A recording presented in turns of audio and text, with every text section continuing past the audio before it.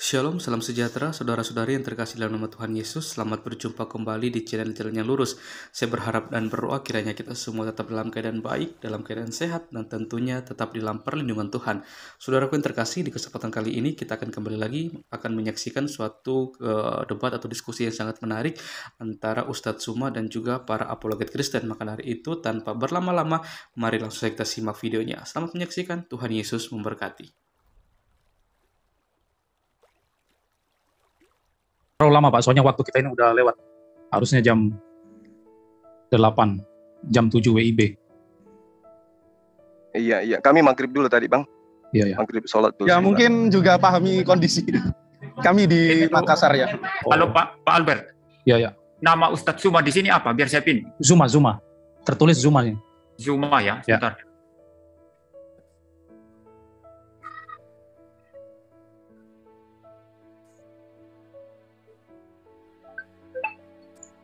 Iya.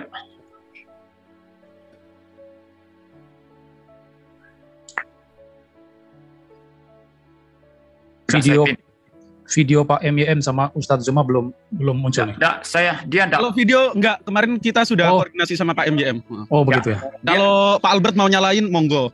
Kalau ya moderator harus nyalain. Kalau Pak MYM sendiri? Ustadz Zuma nggak nyalakan video, ya saya juga nggak nyalakan video. Oh begitu. Ya.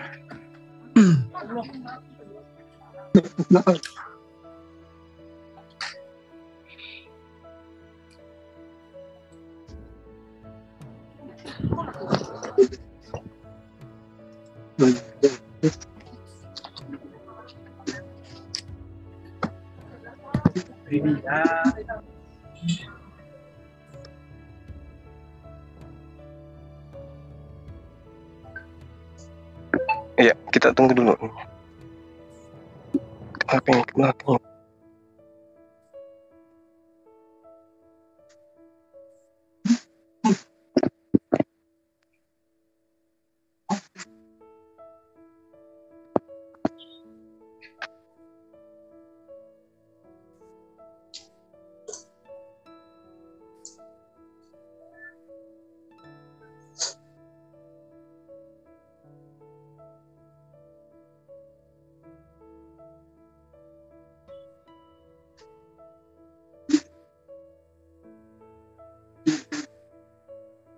Gimana? Sudah bisa dimulai? Boleh. Kita ngobrol dulu ya, Pak MYM sama Ustadz Zuma. Recording in progress. Iya. Bismillahirrahmanirrahim. Saya mulai Pak ya. Ya, silakan. Ya. Assalamualaikum warahmatullahi wabarakatuh dan selamat malam untuk teman-teman sekalian. Puji syukur kita panjatkan kehadirat Allah yang Maha Tinggi, Maha Suci, Maha Kekal.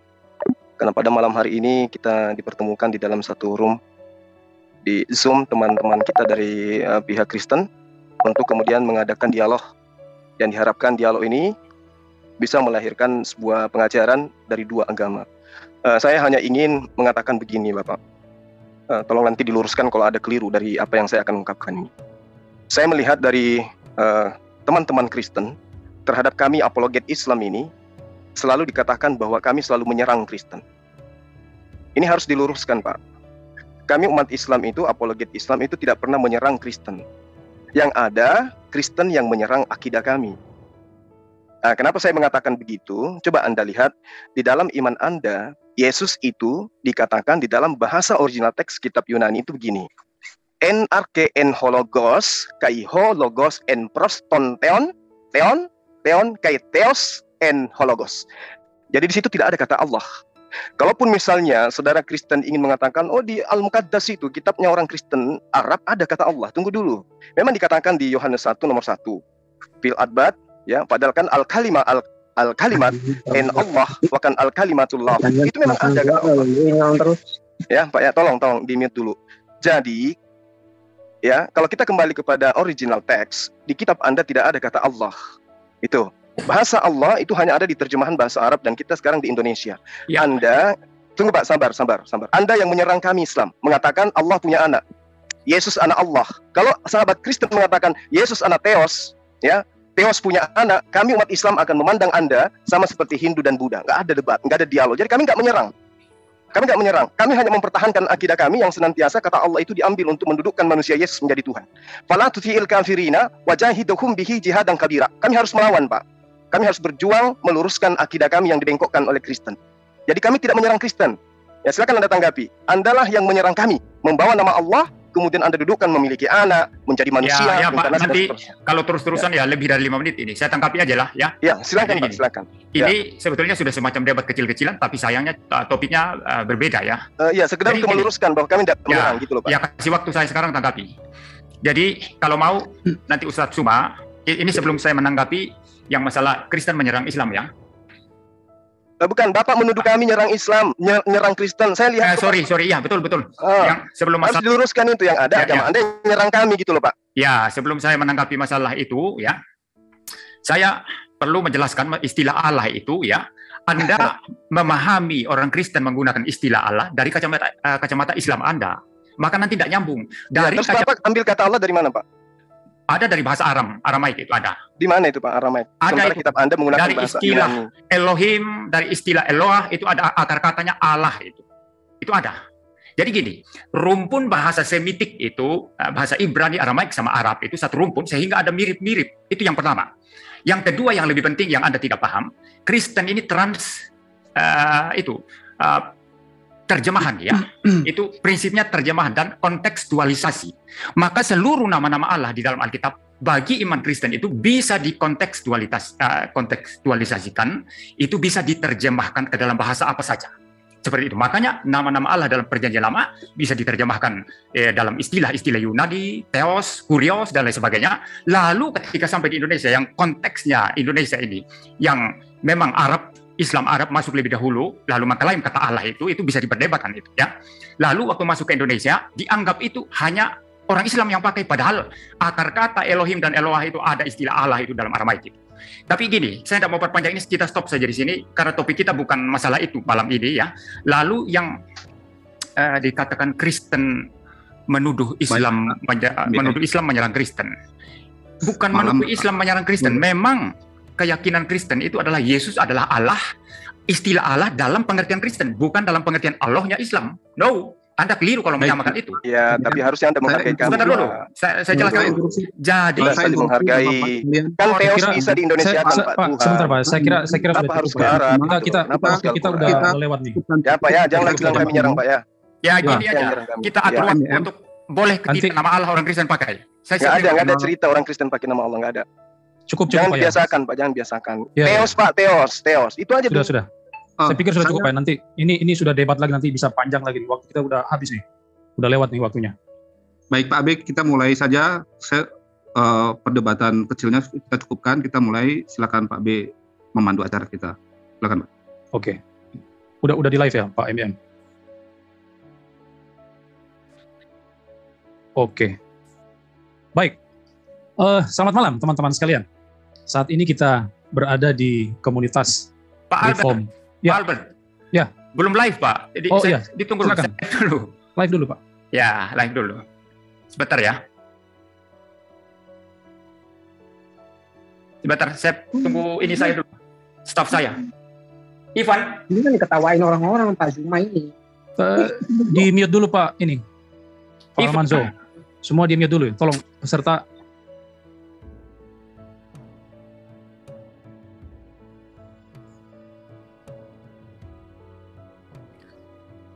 Shalom Pak MGM.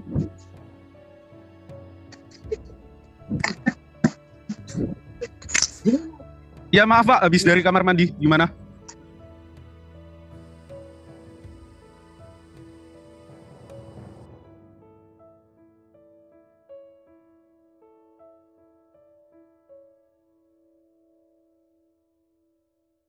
Saya sendiri ya. Pak Albert. Pak Albert. Ya Pak. Ini saya live, nanti saya kasih kode aja baru mulai ya. Ya, cepat, boleh. Mau tanya live-nya di mana ya? Ya. Di channelnya Pak MYM. Oh, ya. Baik Pak MYM, saya mengikuti. Selamat menunaikan tugas. Pak Esra. Ya. Ya, semangatlah saya Pak Esra masuk ini. Puji Tuhan. Raksasa yang masuk ini. Ya, baik ya Pak. Kita live ya. Sudah Pak ya? Belum sebentar. Oke.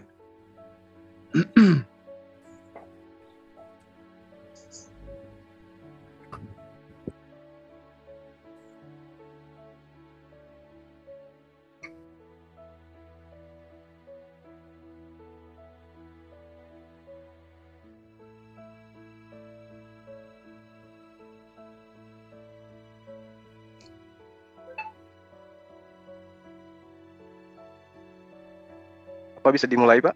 Udah Pak ya? Pak MYM? Tunggu dulu. Ya, ditunggu dulu sebentar ya.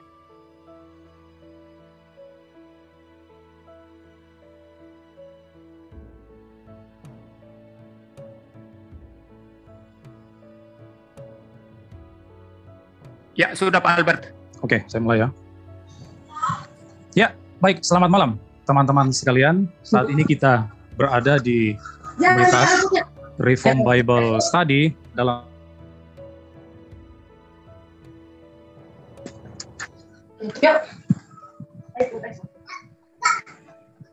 Suaranya nggak kedengaran Pak Albert. Termute Pak Albert. Wah, sorry. Oke. Selamat malam teman-teman sekalian. Saat ini kita berada di komunitas Reform Bible Study dalam program acara live debat ya dengan topik apakah Yesus adalah Tuhan atau apakah Yesus adalah Allah. Nah, ini akan kita diskusikan sebentar. Memang ini adalah tema yang klasik ya, sudah sering diperdebatkan, tetapi saya kira ini masih tetap relevan untuk terus dibicarakan karena kita masih saja menjumpai ada banyak orang yang belum memahaminya dengan benar, bahkan menolaknya. Nah, ini bukan hanya kita jumpai pada orang-orang non-Kristen. Kalau teman-teman kita Muslim mengatakan Yesus bukan Tuhan, bukan Allah, ya wajar. Karena memang kitab mereka tidak mengimani hal tersebut. Tetapi yang menjadi miris adalah banyak orang Kristen yang mengaku pengikut Kristus, tetapi tidak memahami ini secara benar. Siapa sosok yang dia ikuti itu? Misalnya kasus JT yang dia juga mengatakan Yesus adalah Allah, tapi Allah yang dicipta bagi dia. Nah, ini Allah model apa? Ini bukan yang dipahami oleh orang Kristen. Jadi, kita tidak seharusnya mengatakan bahwa ini debat yang karena sudah sering terjadi, maka ini membosankan sesuatu yang tidak perlu dilakukan. Saya kira tidak bisa seperti itu. Karena debat dengan topik ini bukan hanya bertujuan untuk mengingatkan kita kembali tentang doktrin esensial yang harus kita pegang teguh sebagai orang Kristen, tapi yang kedua juga bermanfaat untuk mengajar non-Kristen atau jemaat awam yang belum memahami itu sebagai sarana dan sebagainya.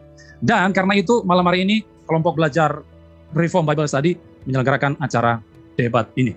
Oke, telah hadir bersama kita dua narasumber, yaitu Pendeta Muriwali Yanto Matalu atau sering disebut dengan Pak MYM yang mewakili pihak Kristen untuk mempertahankan imannya bahwa Yesus adalah Tuhan.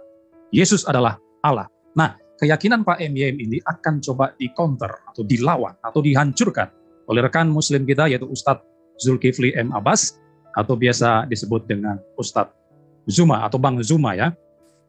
Kita mempunyai aturan debat yang sudah disepakati bersama. Sebentar saya akan share screen dulu. Jadi yang pertama akan ada opening statement ya dari Bapak Pendeta Muriwali Yanto Matalu selama 7 menit. Jadi Pak MYM akan memberikan poin-poin terkait dengan keyakinannya bahwa Yesus adalah Tuhan. Lalu yang kedua akan ada bantahan dari pihak Ustadz Zuma selama 7 menit. Yang ketiga ada sesi tanya jawab. Sesi tanya jawab ini ada dua sesi dengan 2 putaran di mana nanti Ustadz Zuma akan bertanya kepada Pak MYM selama 3 menit, lalu akan dijawab oleh Pak MYM selama 7 menit, lalu ada pertanyaan kedua yang akan disampaikan kepada Pak MYM, dan langsung dijawab Pak MYM 7 menit, dan poin yang keempat ini nanti Pak MYM akan yang di bagian 3 ini Ustadz Zuma yang bertanya ke Pak MYM ya, kemudian dijawab oleh Pak MYM selama 7 menit. Itu 2 kali bergantian. Kemudian yang menanggapi jawaban di sini adalah Ustadz Zuma. Ustadz Zuma akan menanggapi jawaban dari Pak MYM selama 2 kali jawaban itu. Kemudian yang kelima ada sesi tanya jawab yang kedua. Di sini nanti Pak MYM akan bertanya kepada Ustadz Zuma selama 3 menit, dijawab 7 menit, lalu ada pertanyaan kedua dari Pak MYM ke Ustadz Zuma selama 3 menit, lalu dijawab 7 menit. Dan yang keenam ini akan ditanggapi oleh Pak MYM. Jadi jawaban Ustadz Zuma itu akan ditanggapi Pak MYM selama 5 menit. Kemudian yang ketujuh ada sesi floor. Kita akan mempersilakan teman-teman yang ada di room Zoom ini untuk bertanya kepada Pak MYM dulu yang pertama. Selama 3 menit, lalu akan dijawab oleh Pak MYM selama 7 menit. Lalu ada pertanyaan kedua yang ditujukan kepada Pak MYM selama 3 menit, dijawab 7 menit. Kemudian yang ke-8, Pak Zuma akan menanggapi jawaban dari Pak MYM tadi selama 5 menit. Yang ke-9, ada pertanyaan dari teman-teman di Zoom kepada Ustadz Zuma selama 3 menit, dijawab 7 menit oleh Pak Zuma. Lalu ada pertanyaan kedua kepada Pak Zuma 3 menit, dijawab 7 menit. Lalu yang ke-10, Pak MYM akan menanggapi jawaban dari Ustadz Zuma tadi selama 5 menit. Yang ke-11 adalah sesi crossfire battle, ya nanti moderator akan membiarkan kedua pendebat untuk saling berdiskusi selama 10 menit. Dan moderator akan masuk di antara perdebatan itu kalau salah satu narasumber sudah keluar dari aturan sudah kita sepakati bersama. Aturannya apa? Yaitu kita tidak boleh menyerang pribadi masing-masing, tidak boleh ada caci maki di sana, bahasa-bahasa yang tidak pantas untuk disampaikan, tidak boleh ada straw man di sana dan sebagainya. Nah, kalau hal itu terjadi, maka moderator berhak masuk di antara kedua narasumber yang sedang berdebat itu, dan kedua pendebat harus diam, menantikan atau menunggu arahan daripada moderator. Kemudian di poin yang ke-12 terakhir ada closing statement dari masing-masing narasumber yang didahului oleh Ustadz Zuma selama 5 menit, kemudian diakhiri oleh Pendeta Muriwali selama 5 menit. Nah, itu yang menjadi aturan kita dan saya berharap kedua pendebat sudah memahami hal tersebut.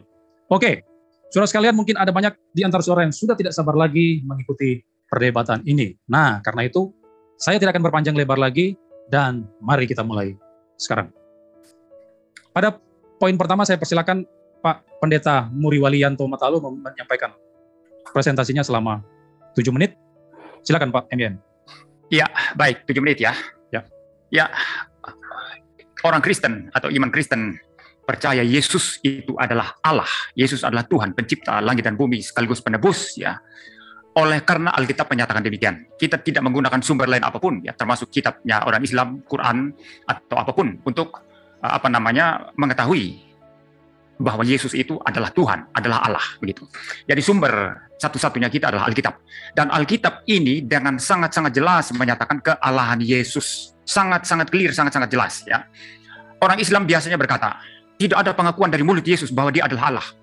Tidak ada itu katanya. Tapi ini adalah sesuatu argumentasi yang sama sekali itu secara logik itu false ya, itu cacat. Kenapa cacat? Karena kita saja manusia. Saya misalnya Muriwalianto Matalu. Orang tahu saya manusia, bernatur manusia, bukan karena saya pergi ke sana kemari mengaku saya manusia.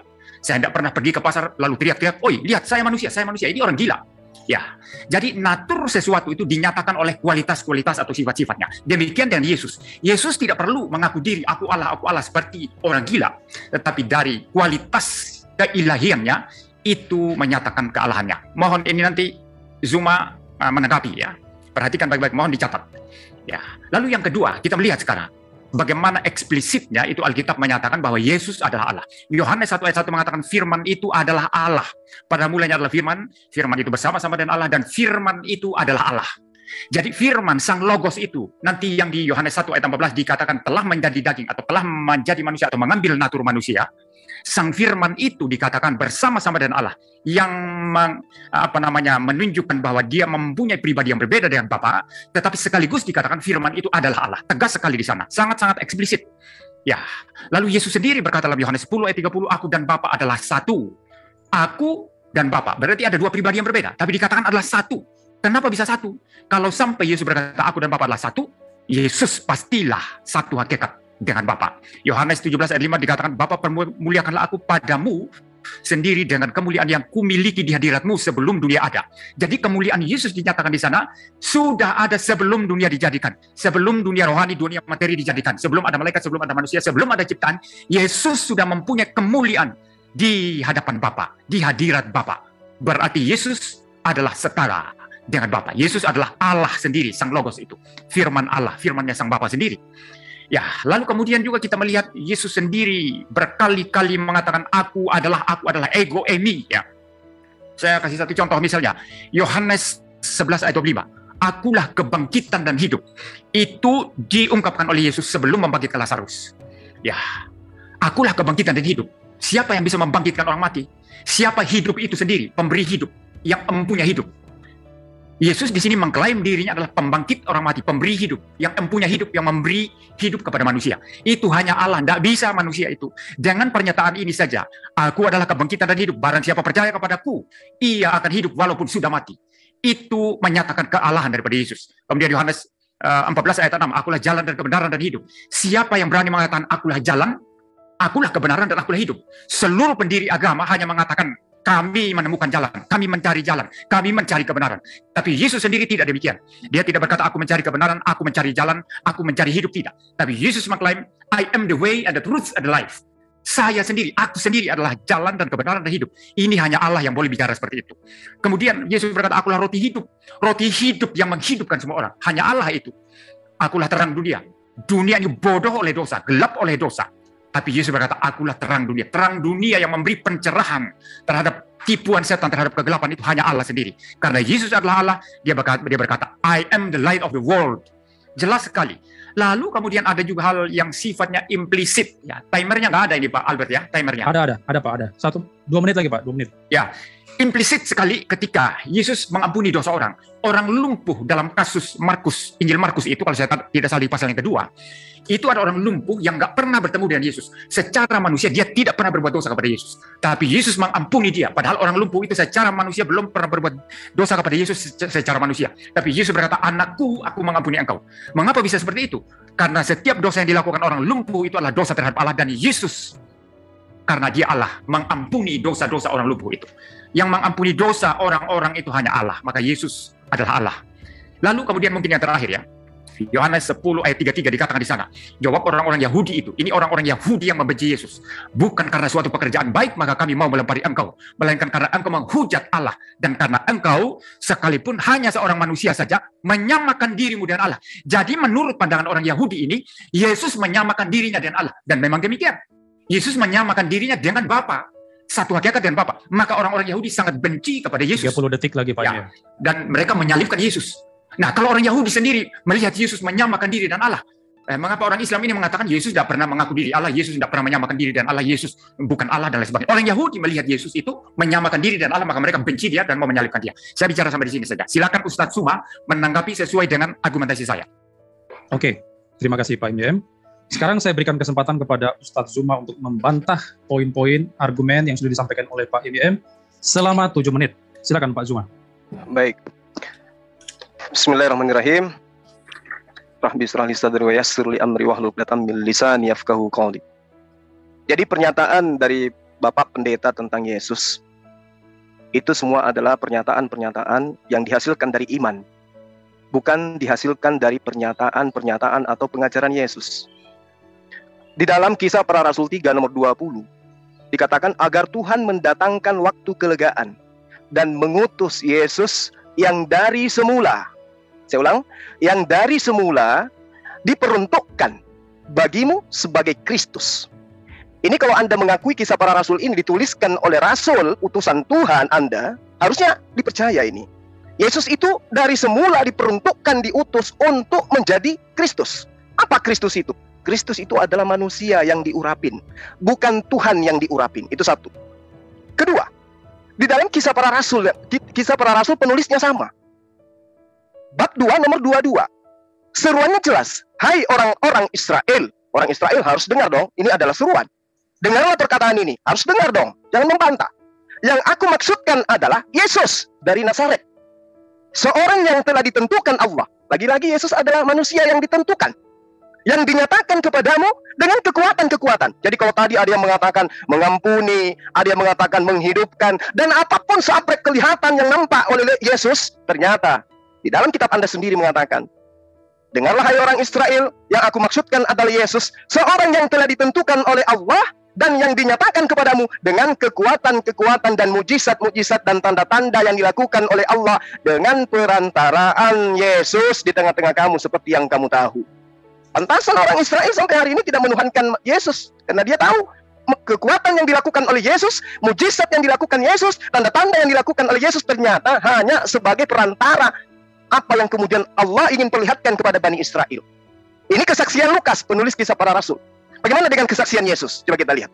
Apa kesaksian Yesus menurut Yesus itu sendiri? Jadi jangan menurut pendeta, jangan menurut gereja, jangan menurut siapapun, tapi menurut Yesus. Sekarang baca Bible, Yohanes 5 nomor 36, apa yang Yesus katakan di situ? Ada kesaksianku yang lebih penting. Ayo, lebih penting dari kesaksian seluruh pendeta di atas muka bumi ini. Ada kesaksianku yang lebih penting dari kesaksian Yohanes, kata Yesus. Apa itu? Bahwa semua pekerjaan yang aku lakukan adalah yang bersaksi tentang aku. Pekerjaan itulah yang bersaksi tentang aku, bahwa engkaulah yang telah mengutus aku. Poinnya apa? Ada dua. Pekerjaan, mujizat, membangkitkan, menghidupkan, atau kalau perlu membuat matahari menjadi 5, matahari terbit dari selatan atau timur oleh Yesus. Ternyata kesemua itu hanya bersaksi bahwa dia adalah utusan Tuhan. Utusan Tuhan atau duta Tuhan, ia hanya alat. Jadi kehebat apapun Yesus di mata Anda. Tapi Yesus ternyata mempersaksikan dirinya bahwa aku hanyalah utusan Tuhan. Ya Pak Zuma, ini poin-poin Pak MYM saya kira Anda belum sanggah. Beberapa teks yang diberikan Pak MYM, tapi Anda lari menggunakan teks-teks yang lain. Kalau bisa tanggapi poin-poin dari Pak MYM. Bapak tadi membuktikan manusia Yesus adalah Tuhan, saya buktikan Yesus bukan Tuhan. Apa salah? Anda takut dengan dalil kitab Anda sendiri? Anda tanggapi poin-poin saya tadi, ada 3 poin itu Anda tanggapi secara direct itu. Poin Anda mendoktrin Yesus itu Tuhan. Saya mewakili Yesus mengatakan dirinya bukan Tuhan. Apa salah? Bukan masalahnya. Instruksi moderator, instruksi. Tidak bisa Anda ngatur saya. Ini jawaban saya loh. Ngatur saya. Anda harus langsung menjawab. Gak bisa Pak. Ini dialog Pak. Ini. Nah mungkin biarkan penonton saja yang menilai Pak Albert, biar Ustadz Zuma lanjut dan waktunya juga. Temanya apakah Yesus Tuhan? Silakan Anda buktikan Yesus itu Tuhan, saya buktikan Yesus bukan Tuhan. Sebentar. Kenapa kok larinya kayak begini? Kayak ada rasa Bapak takut harus menanggapi poin-poin yang disampaikan oleh Pak Ibn tadi. Saya sudah menanggapi dengan membuktikan dalil bahwa Yesus bukan Tuhan. Kurang apa lagi? Enggak, misalnya tadi Pak MYM gunakan Yohanes 1 ayat 1. Nah, Anda tanggapi itu. Menurut Pak MYM, Yohanes 1 ayat 1 membuktikan Yesus adalah Allah. Nah, silakan Anda bantu. Oke, baik. Yesus adalah Allah berdasarkan Yohanes 1 nomor 1. Nah, jangan-jangan maaf kalau saya harus menjadi guru di sini. Saya ngajarin menurut kitabnya Yahudi bagaimana proses firman itu turun ke atas muka bumi. Bukan melalui vagina, bukan melalui rahim. Ingat, Yeremia 30 nomor 1 nomor 2. Firman yang datang dari Tuhan kepada Yeremia bunyinya, beginilah firman Tuhan, Allah Israel, tuliskanlah segala perkataan yang telah kupirmankan kepadamu itu dalam sebuah kitab. Itu firman. Lalu bagaimana dengan Yesus? Apakah dia firman? Bukan. Lalu Yesus itu apa? Dia adalah penerima firman. Mana buktinya? Yohanes 17 nomor 8. Segala firman yang engkau berikan kepadaku telah aku sampaikan kepada mereka. Yohanes 12:49. Aku tidak berkata-kata dari diriku sendiri. Apa yang aku katakan adalah apa yang diperintahkan oleh Tuhan untuk aku katakan dan aku sampaikan. Yesus firman? No. Yesus adalah penerima firman dan penyampai firman. Mau apa lagi? Ini prosesnya. Proses firman turun ke bumi itu melalui malaikat dilantunkan kepada para utusan-utusan menyampaikan kepada pengikutnya. Aku tidak berkata-kata dari diriku sendiri. Katanya firman. Firman itu adalah kalam Allah. Kalam Allah bebas mengatakan apapun seperti di dalam Yesaya 55 nomor 11. Firman Allah itu begitu. Bebas dia mau berkata apapun itu yang terjadi. Yesus, aku tidak berkata-kata dari diriku sendiri. Oke, pahami itu. Silakan. Instruksi Pak Moderator, ini izin saran. Nah, ya, lucu dialognya ini. Pak Moderator masuk, mohon waktunya di pause begitu. Oke, siap. Ya, terima kasih. Siap. Oke. Ya, tadi kita sudah mendengarkan bantahan dari Ustadz Zuma terkait keyakinan Pak MYM bahwa Yesus adalah Tuhan, Yesus adalah Allah. Yohanes 1 ayat 1 tadi sudah coba dibantah oleh Pak Zuma bahwa Yesus itu bukan firman sesuai dengan teks tersebut. Nanti sebentar kita akan dengarkan jawaban Pak MYM. Izin dari moderator, kalau bisa live chat-nya dimatiin aja supaya nanti jangan di chat pun berbalas pantun juga kan, nggak enak. Oke, kita masuk di poin yang ketiga. Sekarang adalah sesi tanya jawab. Ada dua sesi. Yang pertama, Pak MYM akan bertanya kepada Ustadz Zuma selama 3 menit, lalu nanti dijawab oleh Ustadz Zuma selama 7 menit. Silakan Pak MYM. 3 menit mulai. Ya. Tidak satupun argumentasi saya dijawab dari Muhammadiyah. Dia lari ke sana kemari begitu ya. Itu nggak apa-apa. Ustadz Zuma, tolong Ustadz Zuma berhenti bicara. Audio Anda, jangan seperti orang kampung kita di sini. Ya, jadi gini, tidak satupun argumentasi saya dia direct itu menjawab secara ilmiah ya. Dia lari ke sana kemari. Nah, saya sedikit saja menanggapi apa yang dia katakan tadi. Nanti saya akan bertanya. Yang pertama, dia kutip Alkitab begitu bebas. Loh, orang Islam ini percaya Alkitab enggak sih? Mereka tidak percaya Alkitab. Mereka mengatakan Alkitab itu palsu. Tapi Alkitab yang palsu ini mereka jadikan dasar untuk mereka mengatakan Yesus bukan Allah. Ini kan konyol. Itu sesuatu yang sangat konyol. Silakan Ustadz Zuma nanti memberikan argumentasi tentang ini. Mereka mengatakan Alkitab ini banyak palsunya, banyak tambal sulamnya, tapi dikutip untuk membenarkan bahwa Yesus bukan Allah. Ini konyol. Itu pertama. Kedua, tadi dia singgung-singgung kisah para rasul. Dia tidak memahami dui natur Kristus yang dipahami orang Kristen. Memang Yesus dalam kemanusiaannya manusia, dalam kemesiasannya dia harus manusia. 100% manusia, yang disalib manusia. Jadi apa masalahnya? Allah Bapa mengutus Sang Firman itu datang ke dalam dunia mengambil natur manusia.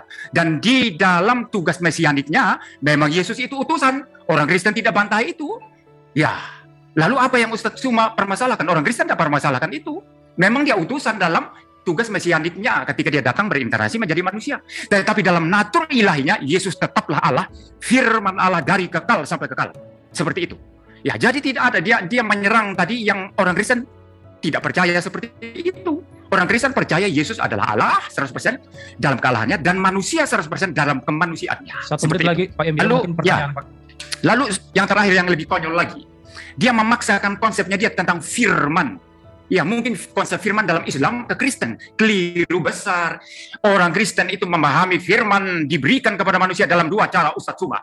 Cara pertama adalah Tuhan mewahyukan, memberikan ilham, lalu para nabi, para rasul menulis, jadilah Alkitab. Firman yang tertulis, itu pertama. Cara kedua, firman yang berinkarnasi menjadi manusia. Anda tadi tipu-tipu, tidak membaca Yohanes 1 ayat 14. Yohanes 1 ayat 1 mengatakan firman itu adalah Allah. 13 detik, Pak MYM. Ya, tapi ada pertanyaan, Pak. Pertanyaan. Ya. 9 detik lagi. Ya, saya tanyakan yang pertama saja tadi. Dia percaya Alkitab tidak? Sehingga dia kutip-kutip Alkitab untuk membenarkan Yesus bukan Allah. Itu saja. Coba. Oke. Jawab. Terima kasih. Sebentar. Jadi Pak MYM akan bertanya tentang Alkitab yang dikutip oleh Ustadz Zuma, sementara di lain pihak apologet Muslim mengatakan Alkitab sudah palsu. Lalu mengapa dikutip? Silakan dijawab selama 7 menit, Pak Zuma. Saya katakan kepada Anda semua yang ada di sini ya, kami umat Islam tidak akan mungkin mau berdebat dengan Kristen kalau Kristen percaya diri dengan Bible-nya itu sendiri. Kenapa kami ikut berdebat dengan kalian, sahabat-sahabat, saudara-saudaraku yang saya kasihi dalam nama Allah? Karena kalian mengambil kata Allah. Kitab kalian itu diterangkan di kitab kami, fawailul lilladzina yaktubuna alkitaba bi'aydihim tsumma yaquluna hadza min indillah. Kitab kalian itu dituliskan oleh tangan manusia sendiri, lalu dikatakan ini firman Tuhan. Kenapa saya terjun di sini? Karena itu tadi. Anda mengatakan Allah punya anak, Anda mengatakan Allah jadi manusia, maka saya terpanggil untuk membantai itu. Nah, kenapa saya menggunakan dalil dalam kitab Anda? Yang dari kitab Yahudi kok saya ambil juga?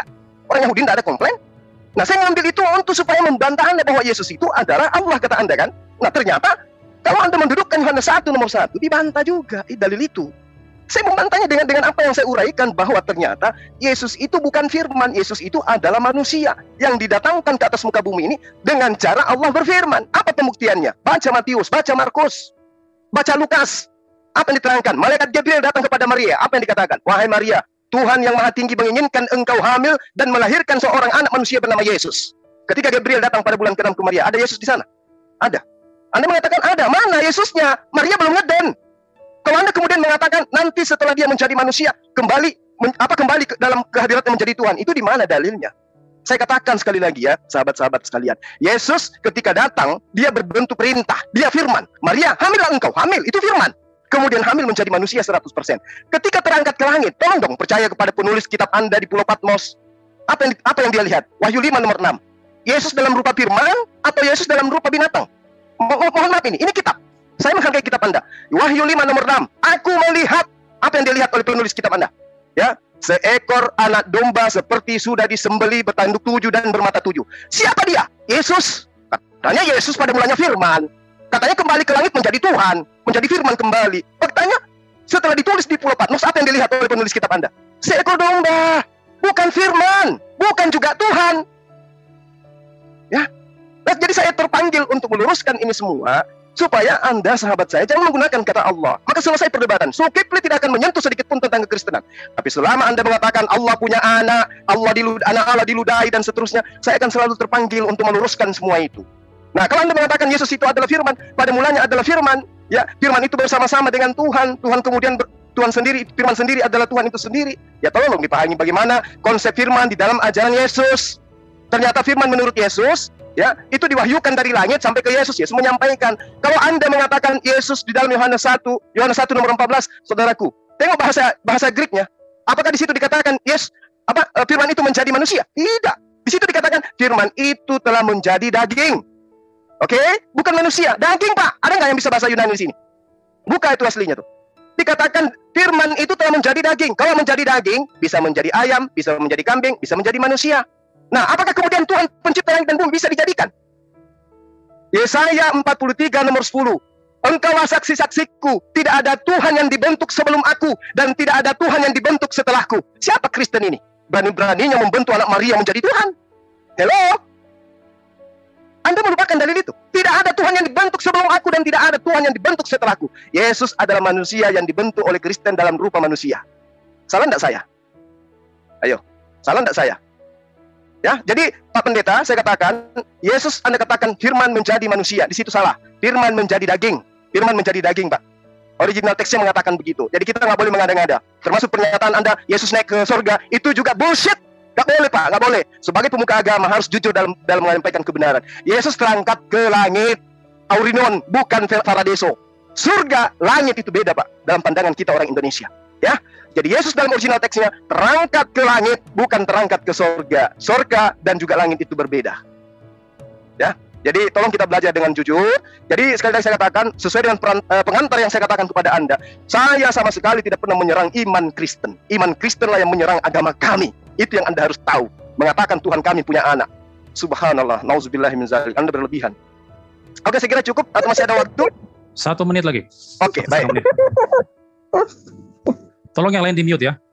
Ya, jadi kembali ya, teman-teman Kristen ya, saya katakan kepada Anda ya, mohon maaf. Ini saya harus katakan kepada Anda. Kisah 3 nomor 20. Kalau saya menggunakan Al-Quran habis nanti Yesus ya. Kisah 3 nomor 20. Agar Tuhan mendatangkan waktu kelegaan dan mengutus Yesus yang dari semula diuntukkan bagimu sebagai Kristus. Jadi Yesus itu diutus sebagai firman atau sebagai Kristus. Ya, jelas di situ diterangkan bahwa Yesus diutus sebagai Kristus. Harun juga Kristus Pak, Kores juga Kristus, Daud juga Kristus. Berarti Yesus diutus sama seperti mereka, orang-orang yang diurapin. Dan orang yang diurapin ini sudah pasti bukan Tuhan, sudah pasti bukan pencipta langit dan bumi. Anda mengatakan Yesus itu adalah pencipta langit dan bumi. Bapak mengatakan itu tadi kan? Ya, iya kan? Nah, sementara Yesus sendiri mengatakan, aku tidak dapat berbuat apa-apa dari diriku sendiri. Ini ilmu dari mana coba? Anda mengatakan Yesus pencipta langit dan bumi. Yesus yang sudah capek-capek datang jadi manusia, jujur, aku tidak dapat berbuat apa-apa dari diriku sendiri. Yohanes 5 nomor 30, dan kitab itu masih ada di tangan Anda sampai hari ini. Oke, cukup. Ustaz Zuma, selesai. Ya, selesai. Terkait pertanyaan Pak MBM tadi yang biasanya para Muslim mengatakan Alkitab palsu, lalu kemudian mereka mengatakan palsu tapi mengutip Alkitab yang katakan mereka palsu. Ya, kita berasumsi saja bahwa Pak Zuma ini menerima seluruh teks dalam Alkitab, makanya tadi dia banyak mengutip teks Alkitab tadi. Nah, saya berikan kesempatan kepada Pak MBM untuk memberikan pertanyaan yang kedua selama 3 menit. Silakan Pak MBM. Ya, saya akan menyampaikan satu pertanyaan saja, nanti saya sedikit singgung tadi ya. Itu tadi dia sama sekali tidak menjawab pertanyaan saya. Sama sekali tidak. Saya bilang, Anda kutip begitu banyak ayat Alkitab untuk membenarkan pandangan Anda bahwa Yesus bukan Allah. Apakah Anda percaya Alkitab adalah firman Allah? Atau minimal Anda percaya Alkitab itu benar sehingga dijadikan dasar untuk menjustifikasi bahwa Yesus bukan Allah? Tanya ke Ustaz Zuma, jawab, itu harus dijawab. Dia percaya Alkitab atau tidak? Kalau dia bilang Alkitab itu palsu, Alkitab itu banyak tambal sulam, sudah banyak editan, itu berarti dia sedang menggunakan Alkitab yang dia anggap itu banyak salahnya untuk menjadi dasar menjustifikasi pemahaman bahwa Yesus bukan Allah. Berarti apa yang dia sampaikan di sini juga itu salah karena berdiri di atas Alkitab yang dianggap salah. Saya tidak tahu apa Ustaz Zuma ini mengerti logika ini. Memang harus butuh penalaran tingkat tinggi untuk memahami logika semacam ini. Ya, silakan dia tangkapi nanti. Saya tunggu itu. Dia percaya Alkitab atau tidak? Kok begitu banyak mengutip Alkitab? Kalau dia tidak percaya Alkitab, tidak boleh dia mengutip Alkitab. Kalau dia mengatakan Alkitab itu banyak salahnya, tidak boleh dia mengutip Alkitab karena Alkitab salah. Nanti argumentasinya juga pasti salah. Ya, mudah-mudahan paham argumentasi ini ya. Lalu dia bicara juga tadi mengenai Yesus ya. Yesus itu ya, dalam firman itu dikatakan menjadi daging katanya. Ini ngawur sekali ya. Jelas itu alur ya, runut daripada Injil Yohanes itu pada mulanya adalah firman itu bersama-sama dengan Allah dan firman itu adalah Allah. Lalu muncul di ayat 14 itu firman itu menjadi daging. Dalam terjemahan Indonesia mengatakan firman itu menjadi manusia. Kenapa kemudian kesimpulannya kok bisa jadi kambing, bisa jadi itu? Ngawur sekali. Terus Yohanes merujuk kepada sang firman yang menjadi manusia, lalu kemudian sang firman itu bersama-sama dengan para murid dan Yohanes yang menulis Injil Yohanes sampai naik ke atas kayu salib. Maka baca tuntas Injil Yohanes akan jelas di sana bahwa firman itu yang menjadi daging itu adalah Yesus, itu bukan kambing, bukan ayam, bukan Ustaz Zuma. Ini ngawur sekali. Dia bilang bullshit tadi, itu argumentasi yang sama sekali bullshit. 30 detik Pak MBM. Jadi saya minta Ustaz Zuma sekarang jelaskan, apakah daging yang dimaksud itu daging kambing atau daging ayam atau daging apa? Mesti clear. Kalau saya bilang itu Yesus, bukan daging kambing, bukan daging ayam. Ustaz Zuma silakan sekarang memberikan argumentasi tentang ini. Tunjukkan itu daging ayam. Buktinya apa? Ya, sudah saya tanya itu. Buktinya apa? Oke, sebentar Pak Zuma. Ya. Jadi Pak MBN bertanya dalam Yohanes 1 ayat 14, kan firman menjadi manusia. Anda katakan itu daging, bukan manusia. Nah, tadi sudah dijawab Pak MBN, silakan Anda memberikan jawaban atas pertanyaan Pak MBN itu. Oke. Saya jawab dulu yang pertama tadi. Apakah saya percaya bahwa Bible, bukan Alkitab ya, Bible itu adalah firman Tuhan? Saya katakan saya tidak percaya. Loh, kenapa Anda menggunakan? Sedangkan saya menggunakan yang bukan firman Allah, bisa meruntuhkan ketuhanan manusia Yesus. Apalagi kalau saya menggunakan kitab Allah. Kitab yang kayak begini aja sudah bisa merontokkan ketuhanan Yesus. Jadi jangan Anda mengatakan saya menggunakan kitab Anda, lalu kemudian Anda mengatakan, oh ini firman Tuhan. No. Kitab begini aja, Pak, bisa meruntuhkan ketuhanan Yesus. Apalagi selevel Al-Quran. Itu yang pertama ya, tolong Anda pahami itu. Saya tidak mungkin mengakui ini firman Tuhan, nggak mungkin. Sebentar Pak Zuma. Tolong di pause dulu Pak Almanso, di pause dulu Pak. Timernya di pause dulu. Oke. Ya, tadi kan pertanyaan Pak MYM, apakah Anda percaya Alkitab firman Tuhan? Lalu Anda mengatakan tidak percaya. Lalu mengapa mengutip teks-teks dalam Alkitab? Mestinya minal kitabi wa yastaruna bihi thamanan qalila. Mereka ahli kitab mencampur adukkan, menyembunyikan ya apa yang kemudian Tuhan firmankan kepada mereka. Ini yang diperintahkan dalam Al-Qur'an.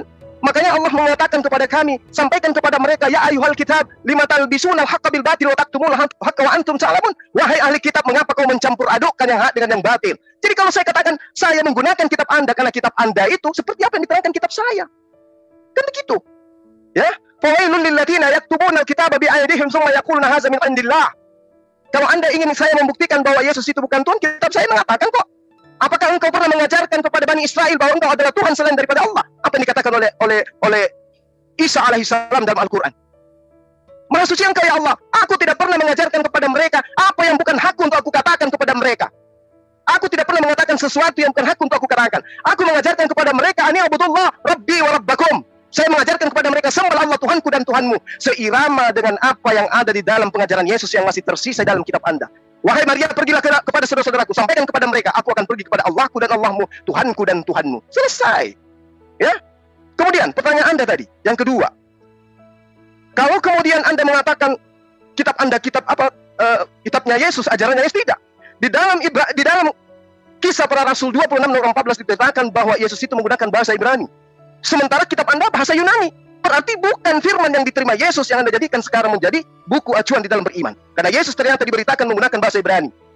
Kisah Para Rasul 26 nomor 14. Ini yang nonton catat supaya kalian belajar. Kemudian pertanyaan yang kedua tadi, apa pertanyaan keduanya tadi? Ya, Yesus menjadi manusia. Ya. Anda mengatakan daging itu. Oke. Daging apa? Kambing atau ayam itu? Oke. Di dalam kitab Anda jelas ya. Dalam kitab Anda jelas. Roma 3 nomor 1. Roma 3 nomor 1. Roma 1 nomor 3. Yesus itu berasal dari benih Daud.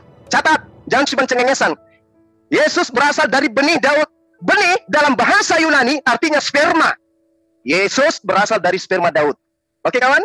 Itu satu. Nah, kalau dikatakan firman itu telah menjadi manusia, baca Matius 4 nomor 4. Manusia tidak hidup hanya dari roti, tapi setiap firman yang keluar dari mulut Allah. Oke? Berarti Yesus tidak sendiri berasal dari firman. Oke? Semua manusia juga berasal dari firman. Matius 4 nomor 4. Jadi tidak ada data kemudian firman itu menjadi manusia, kemudian setelah menjadi manusia dia menjadi Tuhan. Ini konsep logos. Apakah kemudian konsep logos, konsep dafar ini dipahami oleh orang Yahudi? Yesus orang Yahudi. Apakah ada dafar, apakah ada logos menjadi Tuhan? Tidak. Dafar itu adalah penyampaian, perantara antara pencipta langit dan bumi ya dengan manusia. Dia adalah nabi, dia adalah utusan. Itulah logos. Logos itu bukan Tuhan. Logos itu perantara. Logos itu firman, perkataan Tuhan. Bukan Tuhan itu sendiri. Apakah Yesus perkataan? Bukan. Dia adalah manusia. Apa buktinya? Lihat aja dia manusia. Lihat silsilahnya. Dia manusia. Apakah Tuhan bersilsilah? Apakah Tuhan berkembang biak? Hanya ada di dalam ajaran paganisme Tuhan berkembang biak, Tuhan bersilsilah. Itu yang kedua. Yang ketiga, ketika saudara-saudara mengatakan firman itu telah menjadi manusia, berarti yang awalnya adalah firman. Apa firman yang awalnya? Perkataan. Perkataan menjadi manusia. Perkataan menjadi matahari. Perkataan menjadi bulan. Perkataan menjadi alam semesta. Matahari pada mulanya apa? Firman.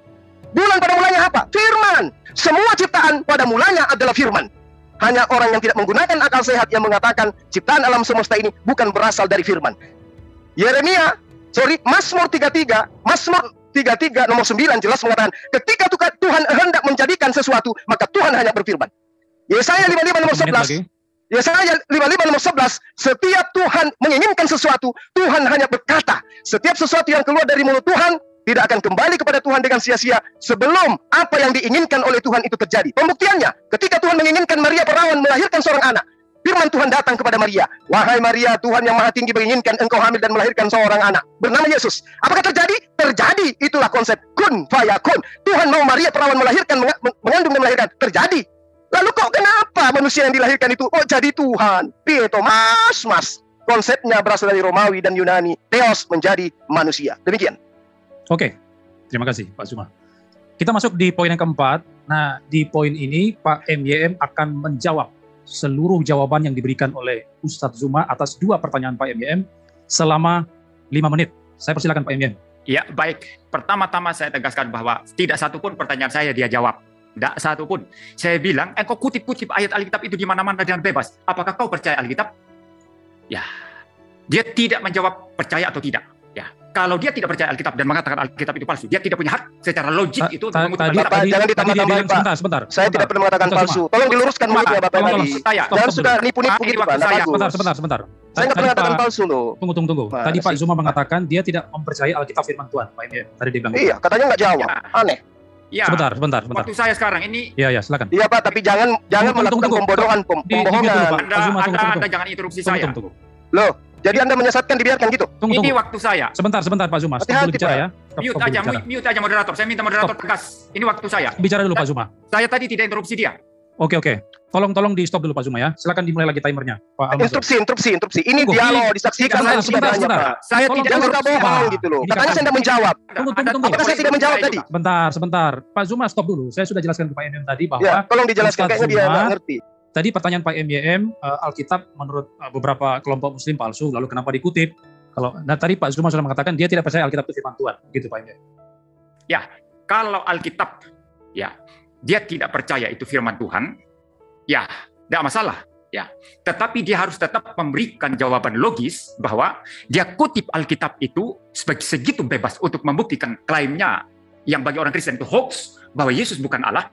Mestinya dia harus menjustifikasi Alkitab itu benar atau salah. Ini yang saya tidak dapat jawaban.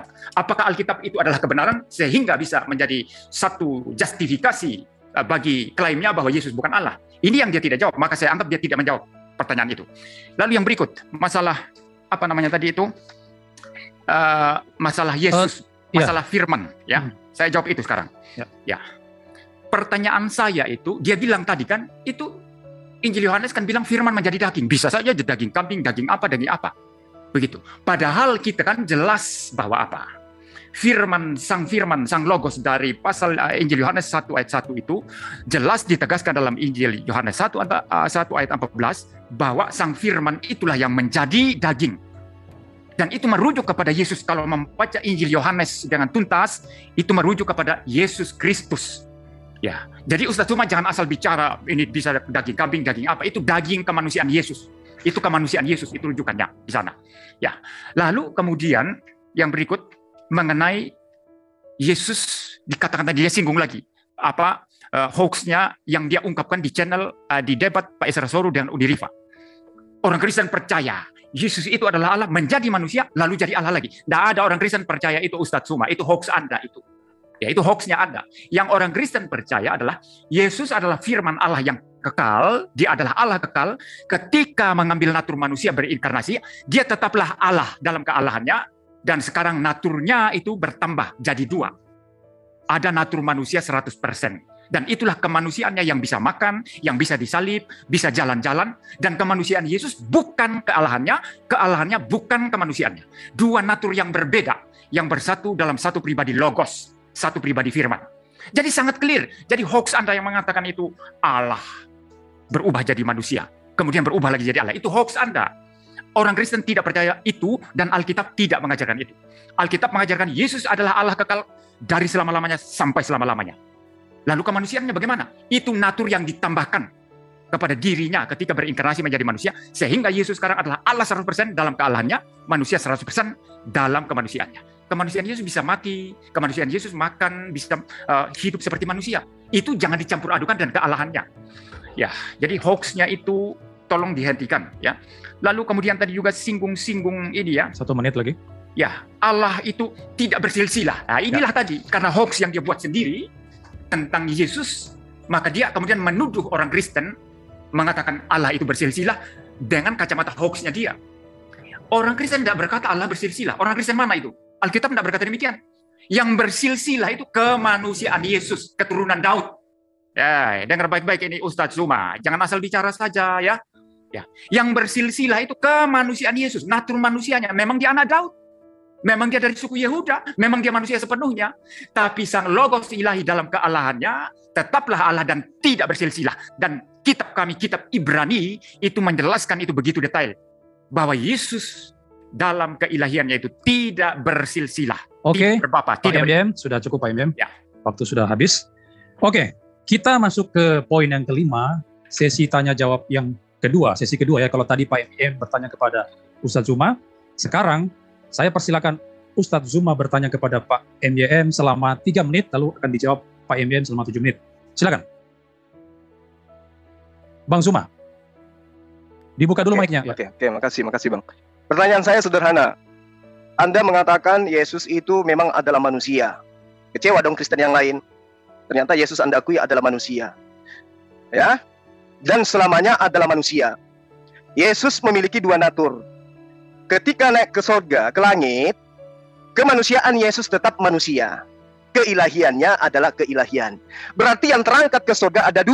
Anak Maria pun terangkat ke surga, yang terbuat dari daging, darah, dan tulang. Pertanyaan saya, apa kedudukan kemanusiaan Yesus di surga? Manusiakah dia? Atau dia adalah Tuhan? Kalau dia adalah manusia, berarti benarlah iman Islam. Yesus hanya utusan Tuhan, bukan Tuhan. Yang Tuhan adalah yang mengutus Yesus. Ternyata Yesus ketika naik ke surga tetap manusia. Berarti ketika dia datang ke bumi, dia juga manusia. Dia memperlihatkan mujizat-mujizat di tengah Bani Israel, dia juga manusia. Apa yang dilakukan di tengah-tengah Bani Israel bukan dari dirinya, tapi dari dia yang telah mengutus dia. Berarti Yesus selama-lamanya adalah manusia sampai kapanpun. Terus kenapa disembah? Kenapa disembah manusia ini? Anda mengatakan yang kami sembah bukan kemanusiaannya. Lalu buat apa kemanusiaannya ada di surga? Buat apa? Ada berapa yang di surga sekarang? Ada berapa yang di surga? Ada Bapa, ada Yesus, ada manusia. Ternyata manusia juga ada di surga sekarang. Manusia Yesus. Oke? Pertanyaan saya kepada Bapak, kalau anak Maria itu ternyata bukan Tuhan, tapi dia adalah manusia selama-lamanya, kenapa dijadikan bagian daripada pribadi pencipta langit dan bumi? Silakan. Oke. Silakan. Timernya oke, siap. Sekarang giliran Pak MYM menjawab pertanyaan Pak Zuma selama 7 menit terkait 2 natur tadi, Pak. Silakan Pak MYM. 7 menit ya? Iya, 7 menit. Ya, baik. Ya, sekali lagi saya mendengarkan salah kaprah dan mestinya ini adalah sesi kuliah saya mestinya tentang Dewi Natur Kristus ya. Saya senang sekali ya mendengar salah kaprah dari Ustadz Zuma. Dia bilang tadi ya, salah satunya, Anda bilang Yesus adalah manusia sepenuhnya. Manusia, sejak dia inkarnasi manusia dan seterusnya manusia. Orang Kristen akan kecewa katanya. Orang Kristen mana yang kecewa? Pak Albert kecewa enggak? Justru itu kebenaran. Memang Yesus sejak inkarnasi mengambil natur manusia. Selama-lamanya kemanusiaan itu manusia. Yang ada di surga sekarang itu manusia, kemanusiaan Yesus. Tidak ada orang Kristen. Mantap. Ya, jangan dipotong saya. Ini waktu saya. Jangan dipotong saya. Ini waktu saya. Ya, saya tidak interupsi Anda. Ya, jadi tidak ada orang Kristen kecewa. Yang kecewa itu adalah bidat-bidat itu. Yang mencampur adukan antara kealahan dan kemanusiaan Yesus. Ini pertama. Kedua, sekarang. Mengenai tadi, dikatakan kemanusiaan Yesus ada di surga. Kemanusiaan Yesus terangkat ke surga. Memang itu benar. Yang terangkat ke surga itu bukan kealahan Yesus. Karena kalau yang namanya Allah itu ada di mana-mana memenuhi segala sesuatu.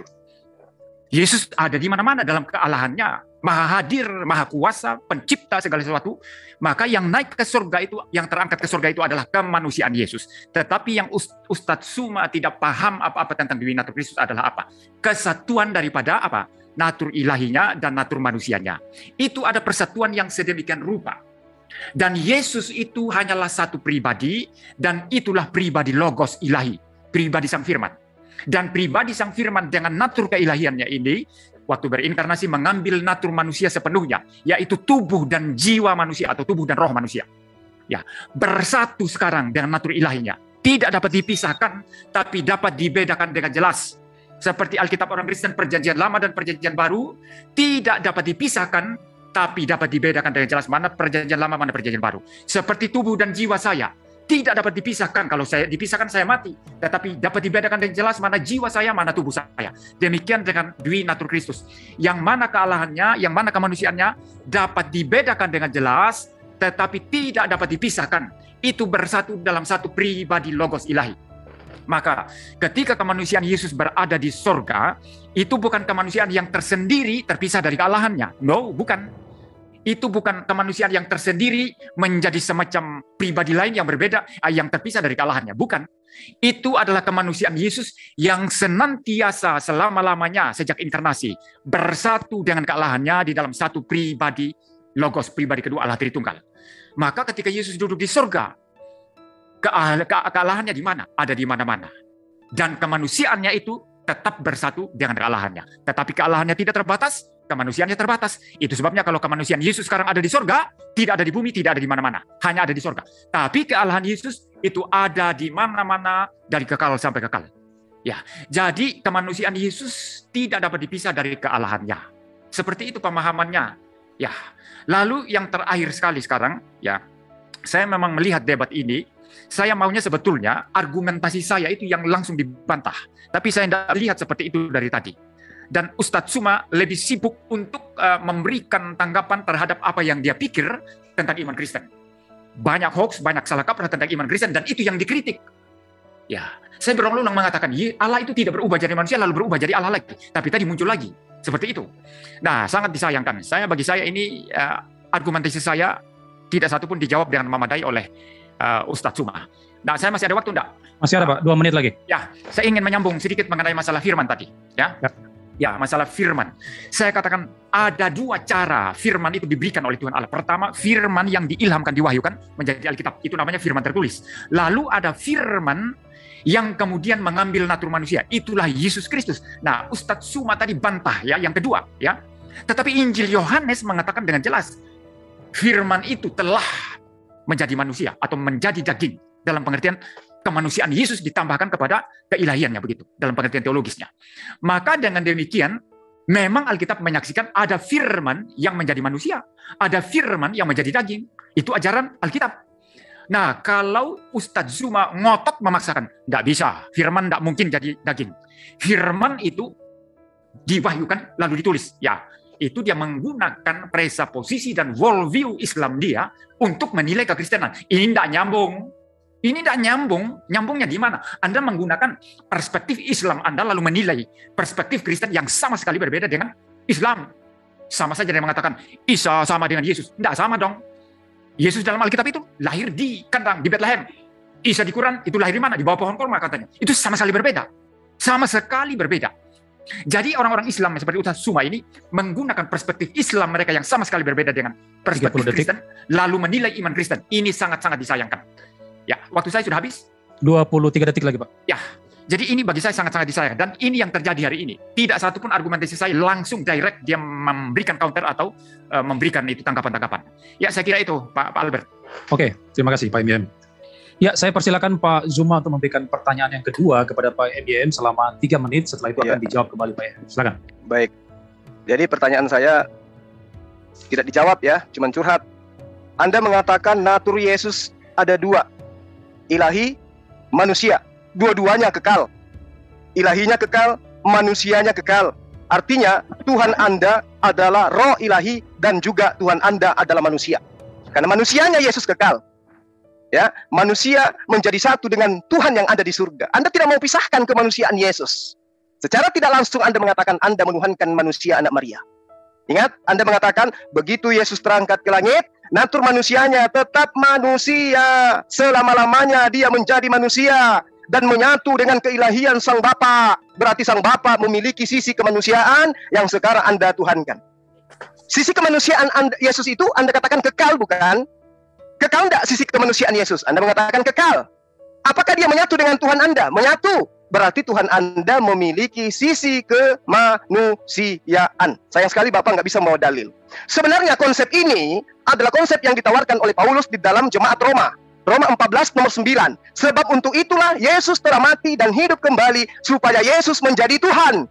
Baik atas orang-orang mati maupun atas orang-orang hidup. Jadi Yesus itu dijadikan menjadi Tuhan. Jadi Anda harus mengakui Yesus yang manusia itu memang kekal. Sebagai manusia memang harus kekal dia, karena dia adalah manusia yang dijadikan menjadi Tuhan. Berarti Yesus ini dengan kata lain dilantik menjadi Tuhan berdasarkan Roma 14 nomor 9. Kemudian Kisah Para Rasul 2 nomor 36. Seluruh kaum Israel harus tahu dengan pasti bahwa Allah telah membuat, telah menjadikan, telah menciptakan Yesus yang kamu salibkan itu menjadi Tuhan. Ini dalil Pak ya, saya ajarin Pak ya. Bapak katanya dosen, saya ajarin Pak. Jadi yang Bapak katakan Yesus menjadi manusia kekal di surga, itu ada dalil pendukungnya Pak. Bahwa Yesus yang manusia itu telah dijadikan menjadi Tuhan.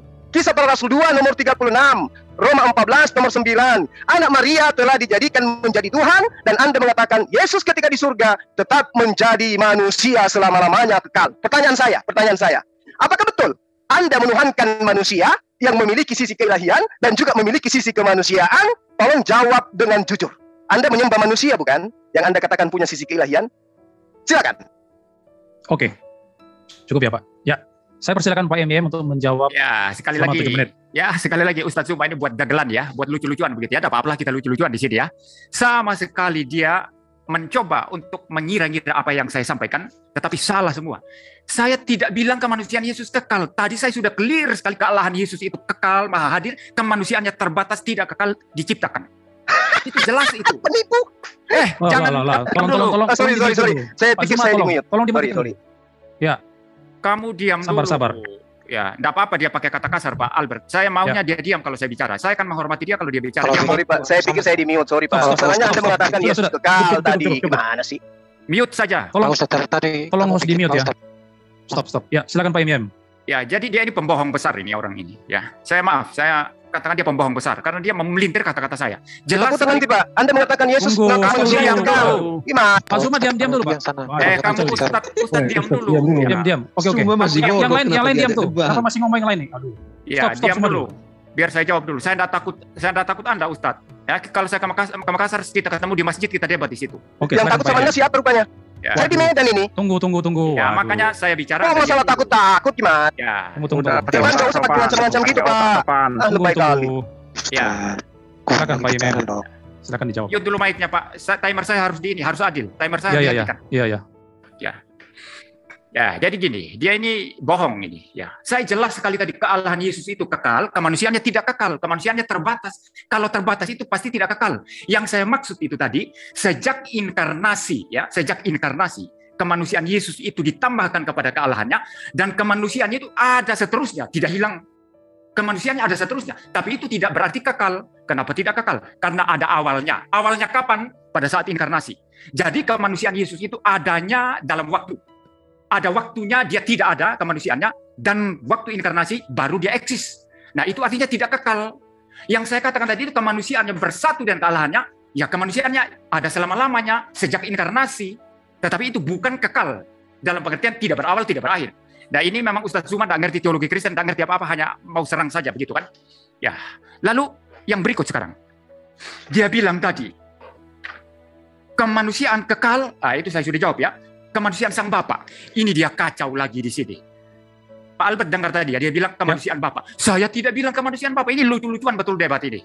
Ya, dia tidak memperhatikan argumentasi saya, tapi dia bermain-main dengan semua pikiran dia di kepala dia tentang Kristen yang salah semua, yang hoax semua.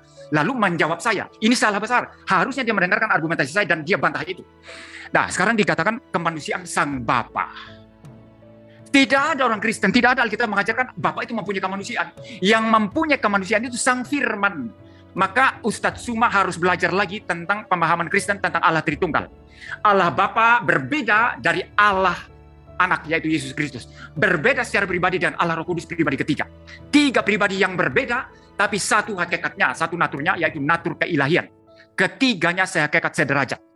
Maka yang mengambil natur manusia itu bukan Bapa, bukan Roh Kudus, tapi Sang Logos, yaitu pribadi kedua Allah Tritunggal.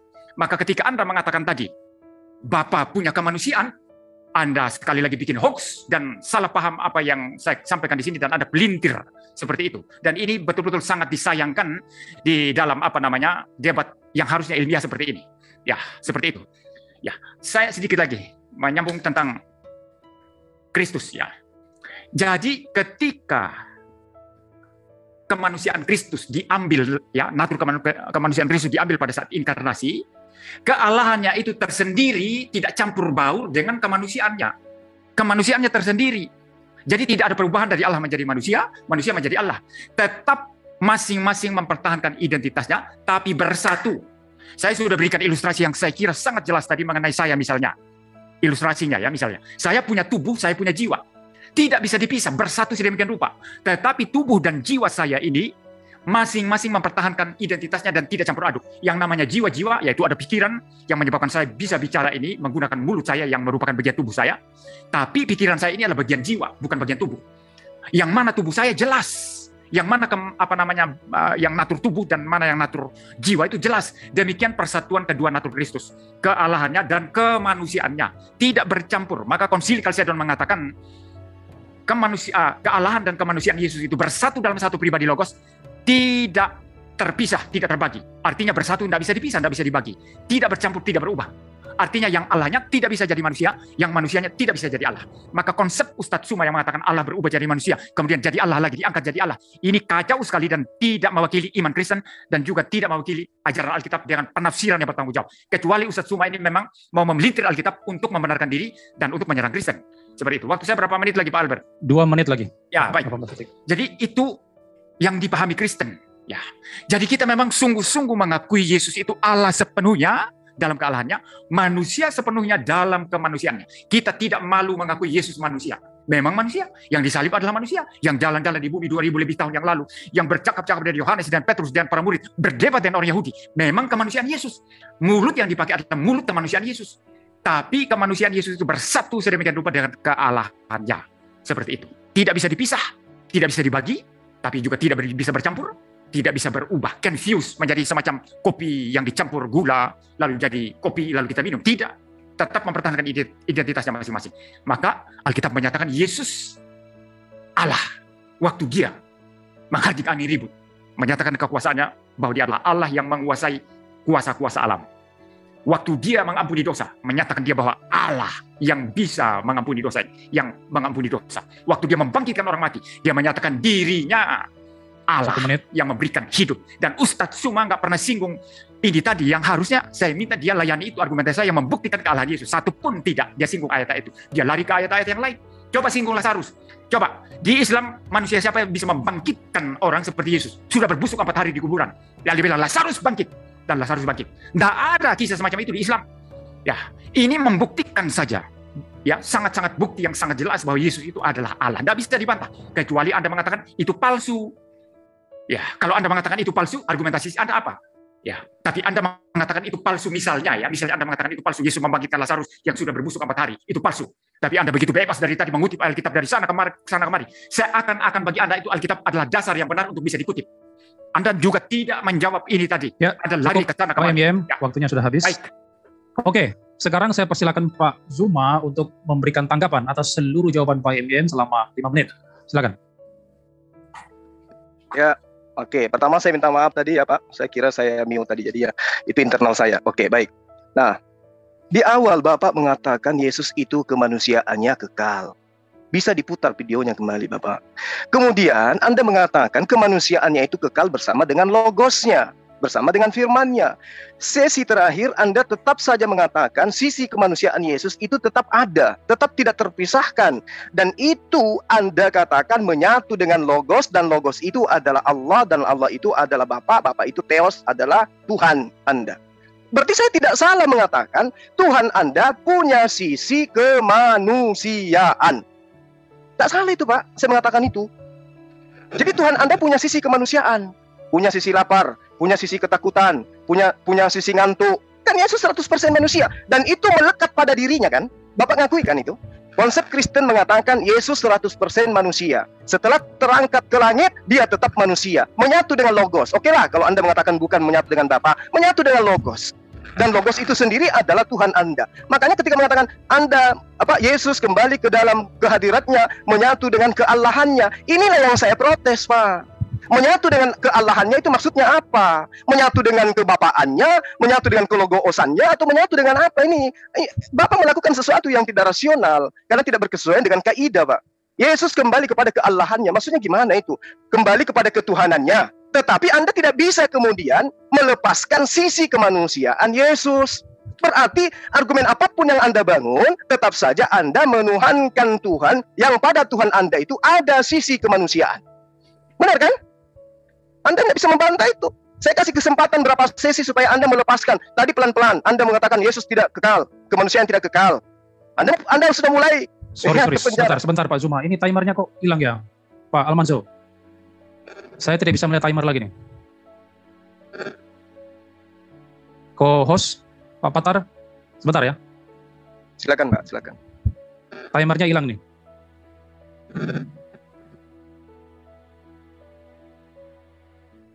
Pak Patar, Pak Almanzo, bagaimana nih? Tony Wahyu di mute dulu dong. Bentar ya, teman-teman, di mute dulu, Tony Wahyu mute. Yang lain jangan bicara ya, stop dulu. Yang lain stop. Ya, mungkin ada kendala teknis ini Pak, mohon maaf ini. Gimana bisa dilanjut? Soalnya kalau saya ngatur timer, takutnya saya tidak bisa konsentrasi nih. Kalau saya lihat tadi saya baru 1 menit, Bang.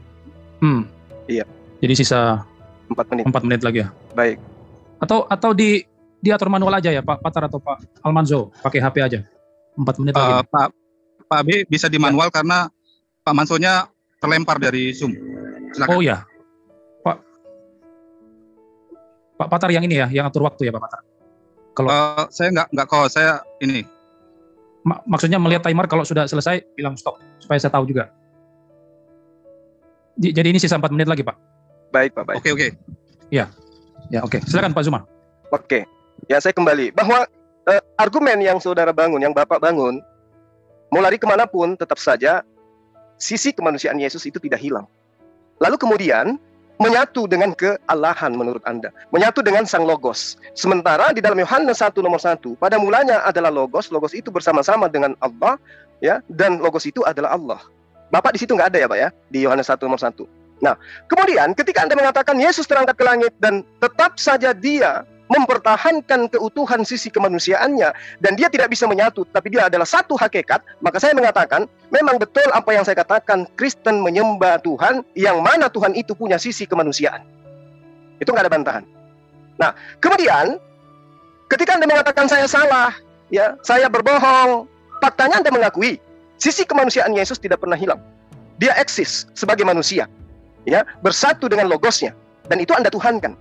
Berarti konsep ketuhanan Anda, Tritunggal katanya, itu ada sisi kemanusiaan. Nah, ini tidak dianut oleh agama manapun, ya, yang mengatakan bahwa dirinya adalah pengikut para nabi. Karena yang dikatakan Tuhan itu berdiri sendiri, tidak ada sisi kemanusiaan pada dirinya. Nah, Anda menginginkan saya membantah tentang Yesus membangkitkan Lazarus, menghardik angin, menghardik ombak, dan seterusnya. Tapi Yesus sendiri, Pak, di awal tadi saya sudah membantah bahwa mujizat yang dilakukan oleh Yesus, tanda-tanda yang dilakukan oleh Yesus, kekuatan-kekuatan yang dilakukan oleh Yesus, itu ternyata bukan dari dirinya sendiri, Bapak. Kita harus percaya kepada kesaksian Yesus.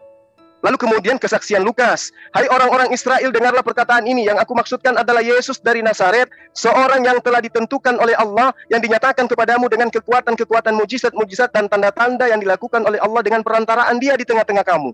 Berarti apa yang dilakukan oleh Yesus, Pak, itu adalah sebuah cerminan bahwa dia adalah utusan Allah. Bukan menjadikan dirinya itu menjadi Tuhan. Tetapi justru tanda-tanda yang diperlihatkan oleh Yesus itu membuktikan dirinya adalah sosok Nabi yang diutus kepada Bani Israel. Nah, inilah yang kemudian diterangkan oleh Al-Quran, ya, yang kami imani. Inna huwa illa abdun an'amna alaih wa ja'alnahu matalan li Bani Israel. Dan Isa tidak lain hanyalah seorang hamba yang diberikan nikmat kenabian kepadanya. Kami jadikan dia sebagai contoh bagi Bani Israel.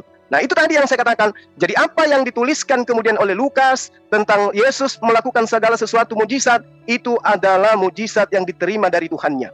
Kita tidak bisa tidak memungkiri itu. Jadi ketika kemudian Bapak mengatakan sisi kemanusiaannya tetap menyatu pada dirinya, tidak kemudian hilang, tapi tidak bersatu, ya, itu saya katakan bahwa debat kita selesai. Kristen ternyata menuhankan esensi sembahan yang pada dirinya ada sisi kemanusiaan. Sedangkan ya, di dalam kitabnya Bani Israel, Tuhan bukan manusia, bukan anak manusia. Berarti Tuhan Anda dan Tuhannya Israel, mohon maaf, Anda yang mengatakan berbeda. Karena Anda mengatakan pada sisi ketuhanan Anda yang Anda sembah, yang logos, yang firman, yang Bapa, dan seterusnya, melekat pada diri mereka sisi kemanusiaan yang adalah anak Maria, terangkat ke langit, bersatu dengan firman-Nya, bersatu dengan logosnya, bersatu dengan Tuhannya. Demikian. Terima kasih. Cukup ya. Oke. Jadi saya akan gunakan timer dari Alif ya. Terima kasih Alif sudah memberikan timer.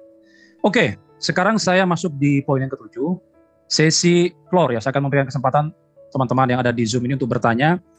Untuk yang pertama bertanya kepada Pak MYM selama 3 menit, lalu nanti akan dijawab oleh Ustadz Zuma selama 7 menit. Silakan, siapa yang ingin bertanya? Ya, saya boleh. Jos Cel, ya, silakan. Ya. Oke, salam alaikum semua ya buat partisipan yang ada di Zoom ini, buat Pak Albert Romampuk dan Pak Pendeta MYM. Oke, saya tertarik dengan satu judul tema dialog, apakah Yesus itu adalah Allah. Ini menarik ini ya, kalau dari skema teologi. Masalahnya teologi ini juga diambil sama RT 16 gitu. Seorang reform itu kan punya 5 sola, salah satunya sola scriptura. Kalau kita berbicara tentang Yesus itu adalah Allah, ketika Pak MYM menarasikan mengambil dari satu perspektif Yohanes pasal 1 ayat 1, Sang Firman itu adalah Yesus, dan Sang Firman itu juga adalah Allah, maka korelasinya itu kan 1 Korintus 8 ayat 6, teologinya Paulus. Namun bagi kita hanya ada satu Allah saja yang benar, yaitu kan Bapa. Jika Yohanes pasal 1 itu dikutip sama Pak Pendeta Muriwali, ini sebenarnya apa ya, kalau saya bilang sudah masuk ke dalam kategori bidat patripasianisme modalis. Pertanyaannya gini lah, Yesus itu Allah. Di dalam skema teologi Trinitas itu kan Bapa bukan Putra, Putra bukan Roh Kudus bukan Bapa. Sementara substansi dari Putra itu kan adalah Allah. Maka muncul satu perspektif, Allah yang mana? Sementara Allah yang benar itu kan adalah Allah Bapa. Sementara kalau referensi Allah Anak itu barangnya nggak ada Pak, di dalam Alkitab nggak ada. Makanya di dalam simbolum Athanasium, Bapak ketemu lawan yang tepat ini soalnya Pak MYM ya.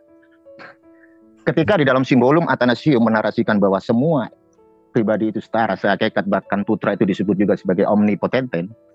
Artinya di situ ada satu perspektif yang sangat bohong gitu. Kenapa? Karena di dalam New Testament sendiri itu ada hierarki gitu loh. Antara Bapa dan Yesus itu ada hierarki gitu. Bapa lebih besar daripada aku, kan gitu. Sementara teologi dari Athanasius berangkat, ini kan Athanasius dulunya kan mengkanter narasi dari Arius. Ketika presbiter Arius diundang oleh patriark di Alexandria, di mana ada satu frasa yang menggoncangkan iman gereja di Alexandria, ada satu masa di mana anak Allah pernah tidak ada, bermula dari situ. Jadi kalau ngomongin doktrin Trinitas, barangnya saya tanya kepada Pak MYM, Anda kan sekolah tinggi teologi, di mana Allah Trinitas tertulis di dalam Alkitab? Pasti Anda setuju bahwa ayat itu nggak pernah ada. Jadi barangnya di mana? Kalau bukan di RT 2, Katolik, kan gitu. Jadi seharusnya Anda juga menjelaskan dari perspektif RT 2 sebagai pemenang doktrin, homoousios Nicea.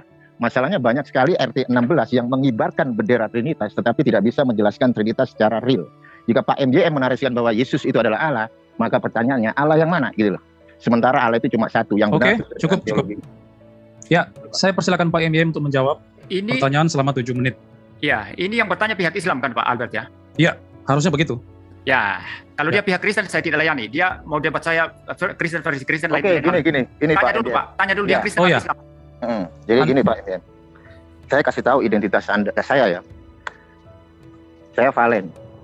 Kalau Anda berdebat Yahudi, dia Yahudi nih Pak Valen ini. Sebentar Pak Albert. Kalau Pak MYM mau dialog masalah ginian, cari yang selevel. Sudah. Stop. Pertanyaannya Anda Islam apa Kristen? Jawab aja itu. Saya Judaism. Oke, dia Judaism Pak MYM. Apa saya tidak perlu jawab aja. Mestinya yang Islam Pak. Biar begitu ya. Relevan Oke, thank you. Boleh.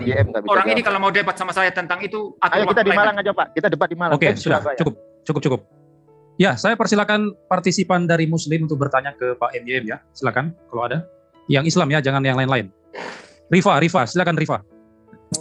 Oke, terima kasih. Selamat malam Pendeta MYM dan Assalamualaikum warahmatullahi wabarakatuh buat teman Muslim.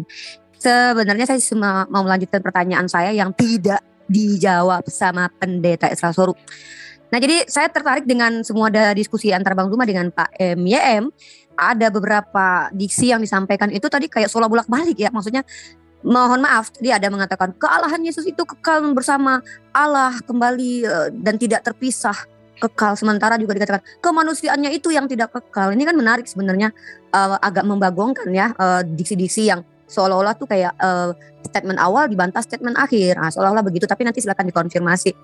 Nah, yang menjadi pertanyaan bagi saya adalah kalau kita baca Yohanes 1:14, Yesus itu adalah firman-Nya Allah, makanya dia adalah Allah. Karena firman itu menjadi manusia. Sementara kemanusiaan ini tidak kekal. Dari mana teman-teman Kristen menyatakan bahwa firman adalah kekal? Sementara yang mati di tiang di tiang salib adalah kemanusiaan Yesus. Sementara kemanusiaan Yesus adalah firman yang menjadi manusia gitu.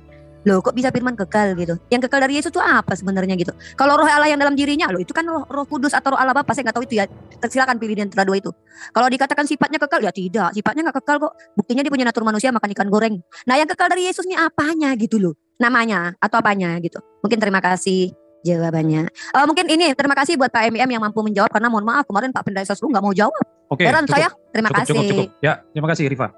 Silakan Pak MIM menjawab selama 7 menit, Pak. Berapa menit, Pak? 7 menit, Pak. Baik. Oke. Ya, di sini ada Pak Ezra Soru ya. Biar Pak Ezra Soru mungkin nanti bisa counter ini. Bagi saya ini Rifa bikin hoax juga sama dengan itu Ustadz Zuma ya. Dia bilang Pak Ezra Soru udah bisa jawab. Pak Ezra Soru jawab dengan sangat-sangat tuntas itu. Cukup dia mendengarkan saja itu sudah jelas itu. Nah, begini. Rifa ini sama juga bikin hoaxnya dengan Zuma ya. Dia mengulang kesalahan yang mengatakan bahwa Allah berubah jadi manusia lalu berubah lagi jadi Allah ya. Nah, baik, saya mau menanggapi yang ini dulu. Yang apa namanya?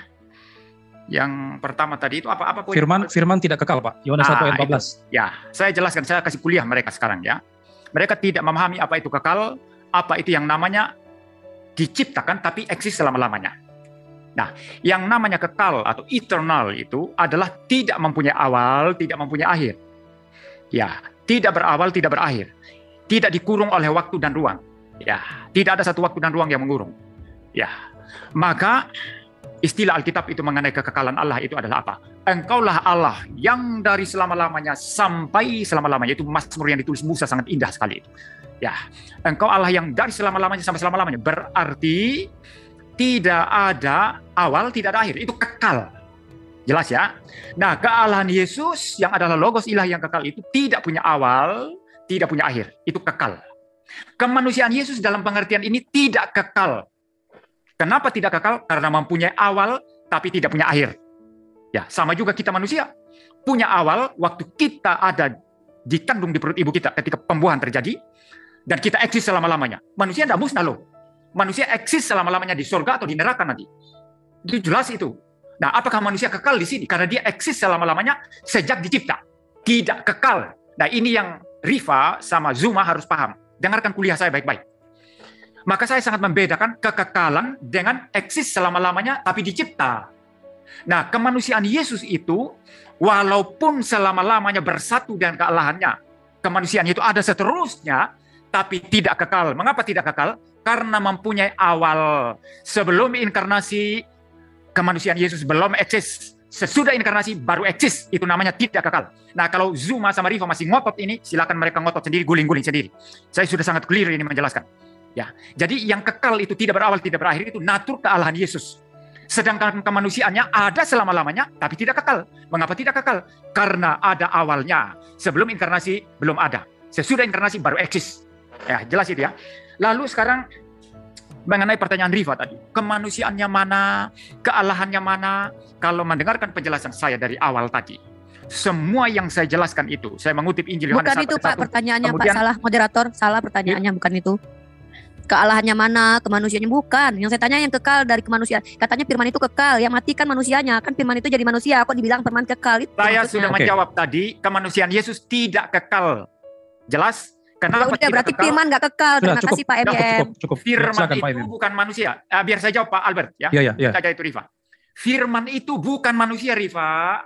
Dikatakan firman menjadi manusia itu maksudnya sang firman, sang logos kekal ilahi itu yang adalah Allah sepenuhnya, tidak berawal, tidak berakhir, sekarang mengambil natur manusia.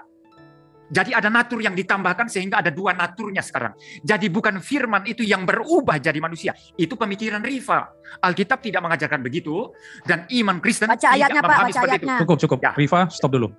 Silakan, iman Kristen tidak memahami itu. Jadi firman itu tetaplah firman Allah yang kekal, sekarang mengambil natur manusia. Sehingga naturnya ada dua. Jadi salah besar kalau Anda bilang firman berubah jadi manusia, itu kata Anda. Iman Kristen tidak percaya itu. Firman tidak berubah menjadi manusia. Tapi firman menjadi manusia maksudnya itu kemanusiaan Yesus itu diambil pada saat inkarnasi. Sehingga naturnya dua sekarang.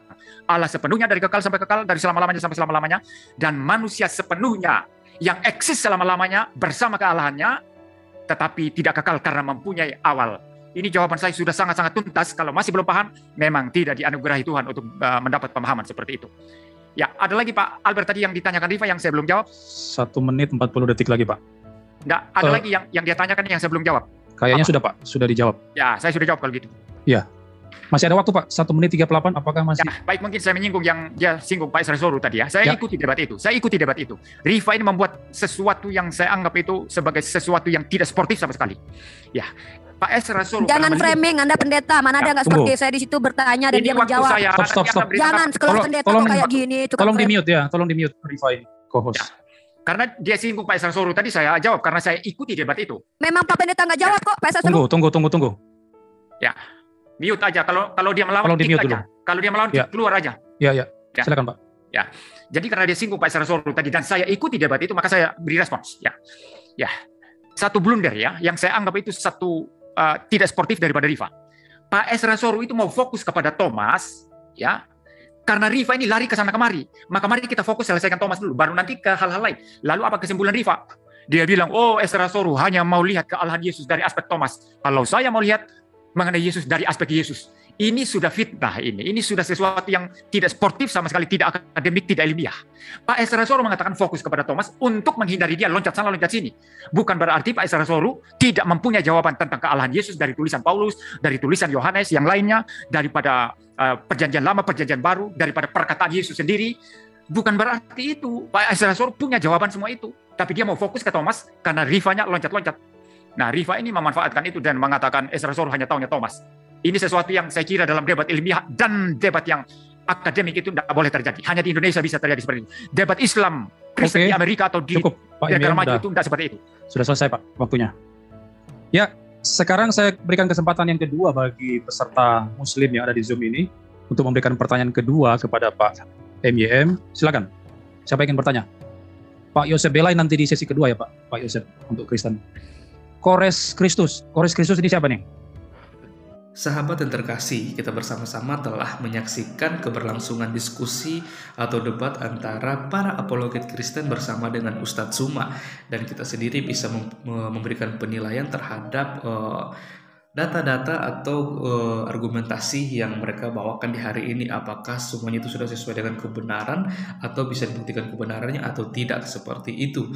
Dan lagi-lagi ketika ada Ustadz Suma dan kawan-kawan di dalam ruang diskusi, pasti diskusi tersebut akan menjadi heboh dan juga rusuh, sama seperti kita lagi berbelanja di pasar. Karena apa? Karena jikalau Ustadz Suma bersama kawan-kawan sudah merasa terpojok, kesulitan menjawab pertanyaan, bahkan setiap data-data yang mereka bawakan bisa dipatahkan kebenarannya, mereka akan membesar-besarkan suara, bahkan terkadang mereka juga menyerang pribadi dan juga melakukan penghujatan seperti itu. Apalagi kalau kita mendengarkan beberapa statement dan juga Ustadz Suma juga mengklaim dirinya bahwa dia merupakan seorang yang ahli Alkitab.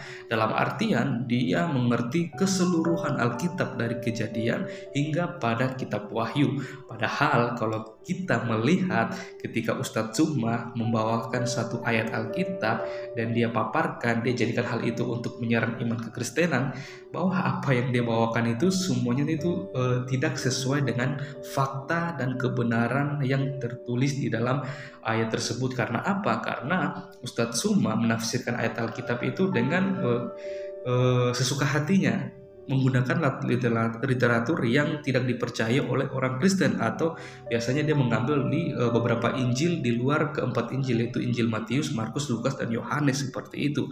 Padahal kita ketahui bersama bahwa di luar keempat Injil ini, Injil yang lain itu merupakan Injil palsu bagi kekristenan seperti itu, dan kita tidak percaya dan tidak menggunakan Injil itu untuk mentafsirkan ayat-ayat Alkitab seperti itu. Akan tetapi hal inilah yang kerap kali digunakan oleh para polemikus seperti Ustadz Suma, Yonatan Nandar, Kainama, dan juga para mualaf-mualaf lainnya seperti itu.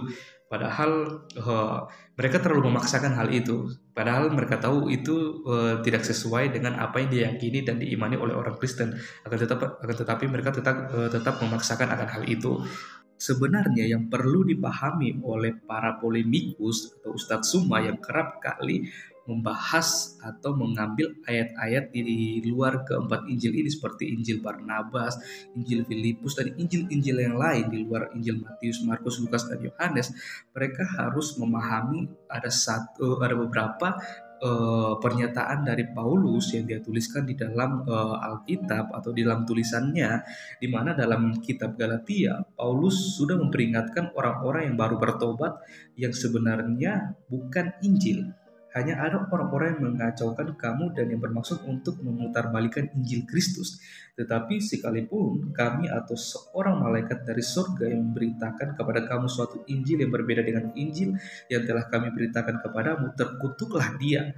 Seperti yang telah kami katakan dahulu, sekarang kukatakan sekali lagi, jikalau ada orang yang memberitakan kepadamu suatu Injil yang berbeda dengan apa yang telah kamu terima, terkutuklah dia.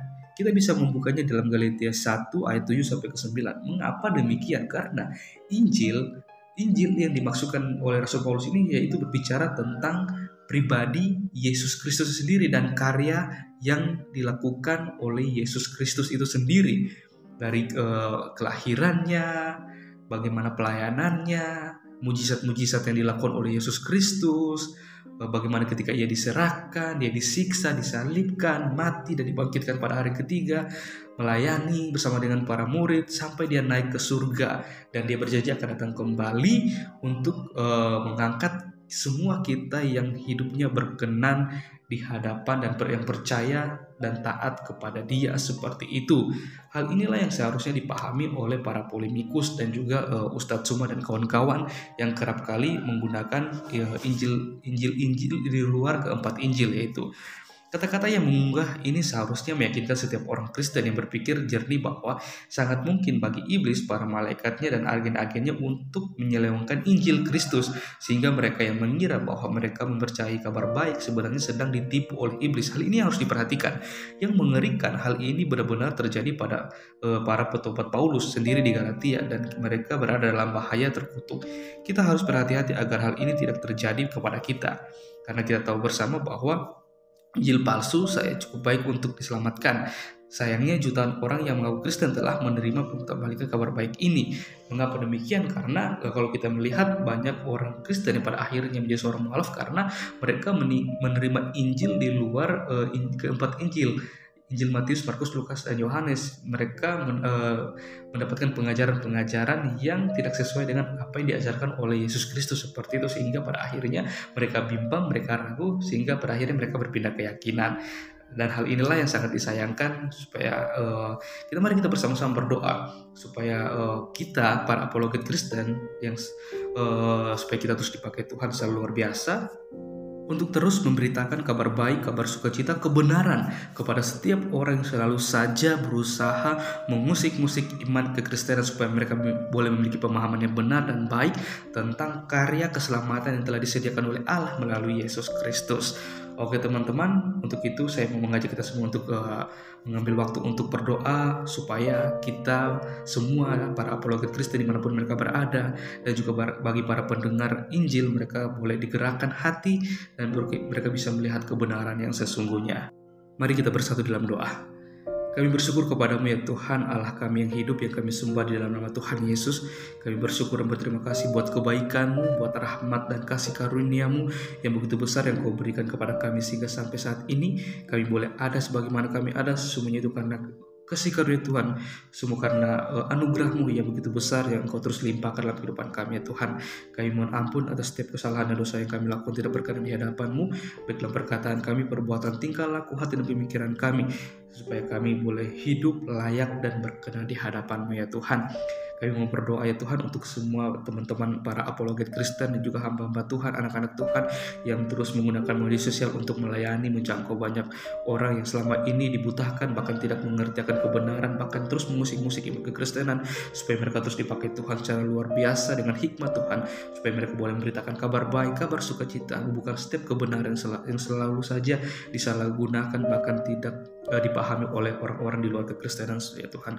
Kami berdoa biarlah anugerah Tuhan, pertolongan Tuhan, hikmat dari Tuhan terus menyertai mereka semua.